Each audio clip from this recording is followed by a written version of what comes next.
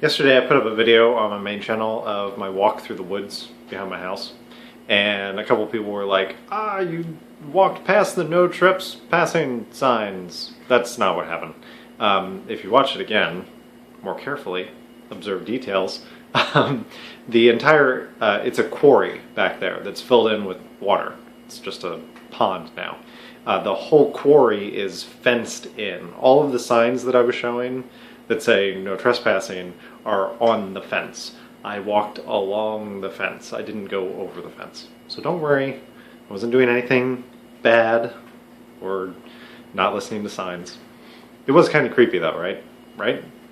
And speaking of creepy, I've just talked Carter's ear off, figuratively, through texting, about the movie Carrie.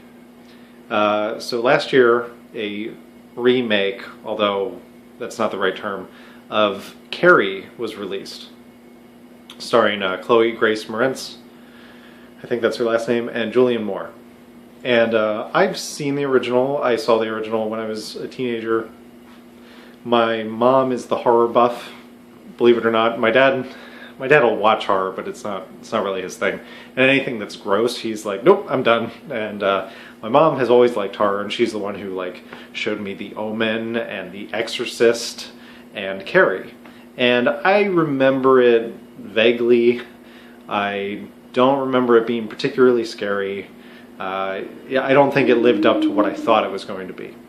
And in fact, I remember the scene where she kills, spoilers for a 40-year-old film, the scene where she kills the couple in the car. She flips the car, she like rolls it, and the way that they did it in the film, I specifically remember, because I thought it was so cheesy, is they rotate, they basically do this. Woo! We turned the car over. Like, it's really silly. They do it very quickly, but you can see the edges of the frame when they do it. Strange decision. So anyway, new version came out last year, and I'm sad to say that I haven't read the novel. And I actually just went to the Wikipedia and read about it, and I did not know that it's epistolary, meaning that the whole story is told through like newspaper clippings and excerpts from books and magazine articles. It's not told like a traditional prose piece.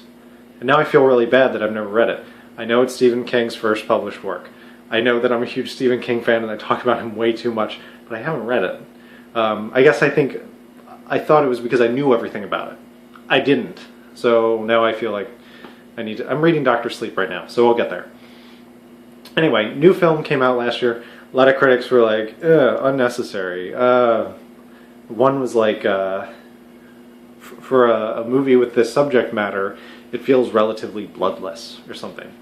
I was terrified. Like, I even knew what was going to happen, and I was still just like, there's one moment that Quinn pointed out, I was just like frozen on the couch because I was just like so tense and like wrapped up in what was going on that I wasn't even thinking about like moving. It's a lot better than I ever would have expected based on the reviews. So this is one of those cases where, yes, I normally listen to reviews and let them help me make my movie watching decisions, but every so often I just don't agree with them. The Village is another one that I don't really, a lot of critics were like, Roger Ebert, that was one of his that was like, I hated this movie. A lot of people did not like Carrie, a lot of critics who I respect their opinion, and I thought it was pretty freaking good. I was very happy about it. So now I think I've convinced Carter to check it out. And now I'm going to try and convince you to check it out. And while we're here, go ahead, spout off. What is the movie that you've seen that everyone else is like, it's a piece of shit? And you're like, I love that movie. It's so good. I have several of them, but this is the latest one. So now I'm going to go do something that is not scary so that I can sleep tonight. I think I'm going to go play South Park. I'm going to go play South Park.